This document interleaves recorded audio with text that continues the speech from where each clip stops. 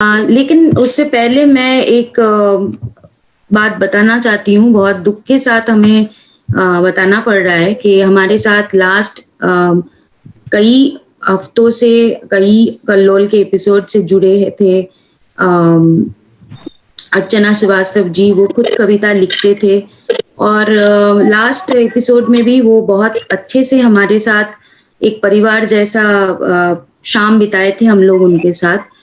लेकिन आज दुःख के साथ बताना पड़ रहा है कि कोविड के चलते हुए उनका देहांत की खबर आए है और लास्ट वीक में ही ऐसा हुआ है।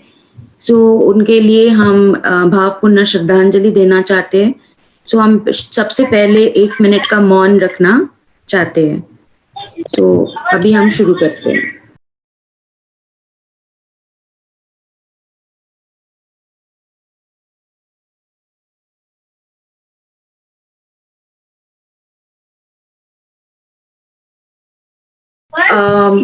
मुझे पता है कि अर्चना जी हमारे साथ ही है।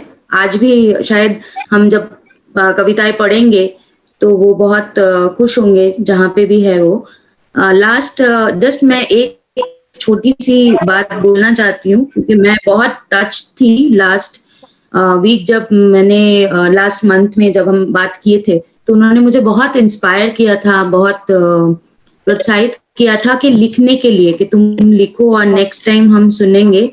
अनफॉर्च्युनेटली मैं ये मानसिक स्थिति में कुछ लिख नहीं पाई हूँ, लेकिन ज़रूर उनके लिए कुछ लिखना चाहूँगी और आपके सामने वो प्रस्तुत करूँगी। और वो मेरा श्रद्धांजलि होगा उनके लिए। आज मैं वो ना बोल पा रही हूँ, लेकिन कभी बोलूँगी और बहुत यहाँ पे बहुत सारे बच्चों को भी शायद उन्होंने बहुत सारे प्रोत्साहन दिया है दिए थे और बहुत सारी बातें भी उन्होंने ऐसे-ऐसे बोले थे और उनके कविता सभी को छू के गया था। तो मैं चाहूँगी कि यहाँ पे अभी अमनदीप जी जो है, जो हम काफ़ी एपिसोड से उनसे भी मिले थे, उनसे बात भी हुआ था।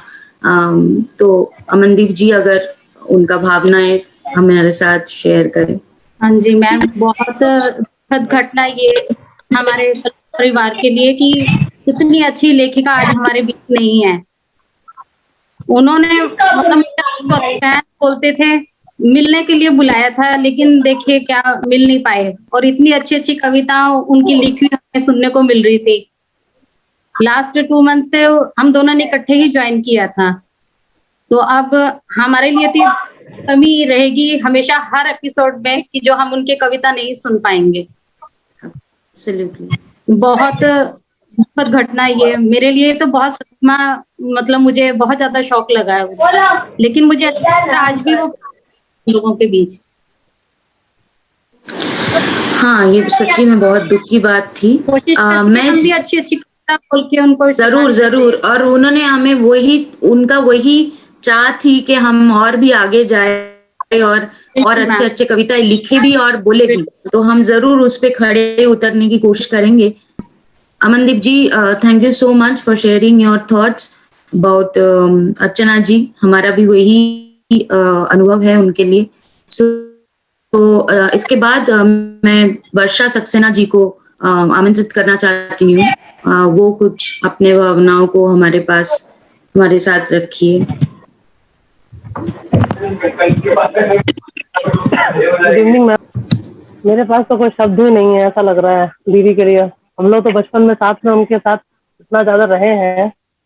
मैं भी वहीं से बिलॉन्ग करती हूँ, बलिया से। लेकिन कुछ कह नहीं पा रही हूँ बस। और कुछ क्या बोलूँ समझ में नहीं आ रहा है। उनको तो मैंने अपना गुरु माना था, बड़ी बहन, माँ जो भी कह लो कम है उनके लिए। और मैंने उनको सब फर्स्ट टाइम कल्लोल में आने के लिए फिर मैंने बताया ही था, तो वो थोड़ा-सा वो नर्वस हो रही थी कि बेटा मैंने कभी मंच पे नहीं बोला है, मैं नहीं बोल पाऊँगी, मैं केवल लिखती हूँ रात-रात भर बैठ के, मैं नहीं बोल पाऊँगी। मैंने कहा दीदी प्रयास तो करिए, आप इतना अच्छा लिखती हैं, आप घबराइएगा तो मैं मंच पे रहूँगी, मैं साथ दे दूँगी आपकी पोएम का, लेकिन आप घबराइए नहीं। मुझे फर्स्ट टाइम कल्लोल का प्रोग्राम दिया था वो मुझे याद आ रहा है। फिर जब उन्होंने बोल दिया तो उसके बाद मुझे थैंक्स बोला। मैंने कहा नहीं आप थैंक्स इतनी बड़ी हो के मुझे बोल रही हैं, आप मेरी माँ समान है। थैंक्स इसलिए भाई, यानी तुम्हारी बदौलत आज हमने मंच पे बोलना शुरू किया। नहीं तो मैं सिर्फ किताबों के अंदर दफन होकर रह गई थी जैसे। और शायद उन्होंने वही ये लाइन लिखी है जो सर ने मुझे बोला था कि मैंने जीना सीख लिया, अंधेरों से लड़कर आगे बढ़ना सीख लिया। मैंने जीना सीख लिया, कुछ सपनों को पाल लिया, कुछ ख्वाहिशों को दफन कर दिया। मैंने जीना सीख लिया, आंसुओं को आंखों में सुखाकर कह कहे लगाना सीख लिया। ऐसा लग रहा है कि उन्होंने अपने जीवन की सारी वो कथा इस लाइन में लिख दी है। बहुत दुखी थी, ऐसा ऐसा फील हो रहा है मुझे। अब क्या था वो मुझे नहीं पता, लेकिन मैं बहुत खुशनसीब हूँ कि जो मैंने उनको इस प्लेटफॉर्म पे ले आई, कल्लोल पे। एब्सोल्युटली, हम भी बहुत खुश किताबों में नसीब हैं। सिर्फ किताब जो मैं सिर्फ वो लिखती थी, और वो किताबें आप तभी पढ़ोगे जब हम उसको खरीदेंगे और खोलेंगे। लेकिन हमारा ये कल्लोल प्रोग्राम ऐसा है, इसमें हर कोई उसको उनको देख रहा है, और एक बार नहीं 10 बार देख रहा है उस बार प्रोग्राम, जब से उनकी ऐसी खबर सुनने का। और मैंने तो अंत तक उनकी बहुत ऑक्सीजन तक का इंतजाम करवाया, लेकिन अब मुझे अब मन में कहीं ना कहीं अफसोस लग रहा है कि शायद मैं जाके उनको बचा ली होती। मुझे बहुत इस बात की गिल्टी फील हो रही है। जब मैं खाली बैठती हूँ तो मुझे बहुत दुख होता है, क्योंकि मैं बहुत ज्यादा क्लोज थी उनके, इसलिए। मतलब हमारी चाची की खास बुआ की बेटी है वो, सोचिए। तो हम लोग बचपन में बहुत ज्यादा रहे, बहुत ज्यादा साथ में रहे। बचपन ही बीता इस वक्त समझ जाइए। और कोई बस, थैंक यू। थैंक यू वर्षा जी। आपने जो कहा वो तो हम सभी को कुछ ना कुछ कहीं ना कहीं तरीके से वो हमें भी छू के गया है। ज्यादा दिन नहीं हुआ था, ज्यादा वक्त हमने उनके साथ बिताया नहीं, पर उन्होंने काफी अनुप्रेरणा हमें टच किया है।